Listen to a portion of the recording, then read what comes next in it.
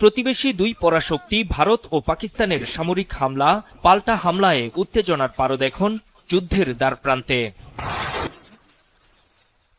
প্রায় 2000 কিলোমিটার দূরে হলেও এই উত্তেজনায় বড় ধরনের সমস্যার মুখোমুখি বাংলাদেশ। ভারত নিয়ন্ত্রিত কাশ্মীরের পেহেলগামে পর্যটকদের উপর হামলার পর অবৈধ বসবাসকারীদের বিরুদ্ধে ধরপাকড় জোরদার করেছে দেশটি।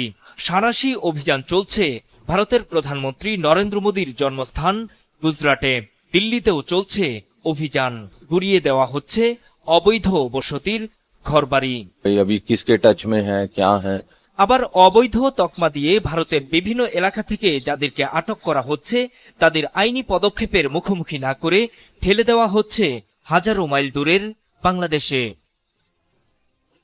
স্থল ও জল সীমান্ত দিয়ে গোপনে তাদের ঢুকিয়ে দিচ্ছে ভারতীয় সীমান্তরক্ষী বাহিনী বিএসএফ। বন জঙ্গলেও ফেলে যাচ্ছে তাদের।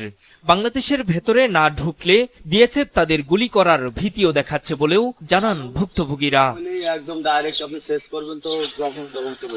এই যেমন গত বুধবার শিশুসহ বেশ কয়েকজনকে বাংলাদেশের ভেতরে ঠেলে দিয়েছে বিএসএফ।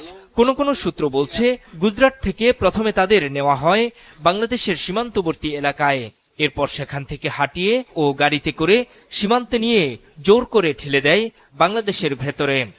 গুজরাটে ওখানে ওদের বাড়িঘর নাকি ভেঙে দিয়ে ওদেরকে বিমানে করে এয়ারে করে নিয়ে আসছে হচ্ছে আপনার ত্রিপুরায়। এরই মধ্যে খাগড়াছড়ির মাটিরাঙ্গা, শান্তিপুর ও পানছড়ি সীমান্ত দিয়ে শতাধিক ভারতীয়কে ঢুকিয়ে দিয়েছে বিএসএফ। আর বহু মানুষকে জোর করে বাংলাদেশের ভেতরে ঠেলে দেওয়ার চেষ্টা করা হচ্ছে বলে জানাচ্ছেন স্থানীয়রা। ফজর নামাজের পর উঠে দেখলাম যে 7-8 জন মহিলা পুরুষ না খেয়ে পড়েছে। বলতেছে যে আরো ইন্ডিয়া নাকি আরো 17 গাড়ি স্টক করে রাখছে মুসলমান।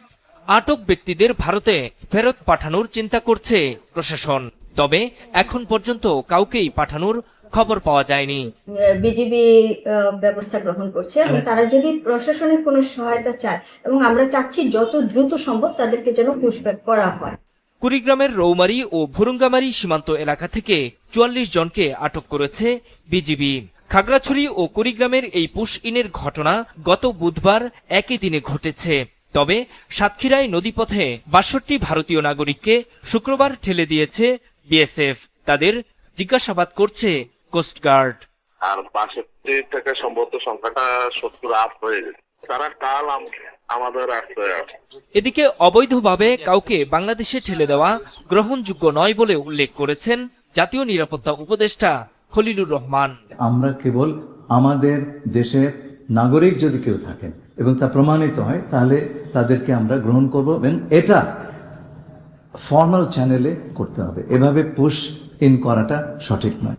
এমনিতেই 13 লাখের বেশি মিয়ানমারের নাগরিক রোহিঙ্গার ভার সামলাতে হিমশিম অবস্থা বাংলাদেশের। এখনো প্রায় প্রতিদিনই ঢুকছে রোহিঙ্গা। এরপরও পাকিস্তানের সঙ্গে উত্তেজনার জেরে ধরপাকড়ের পর তাদের অনেককে অবৈধভাবে ঠেলে দেওয়া হচ্ছে বাংলাদেশে।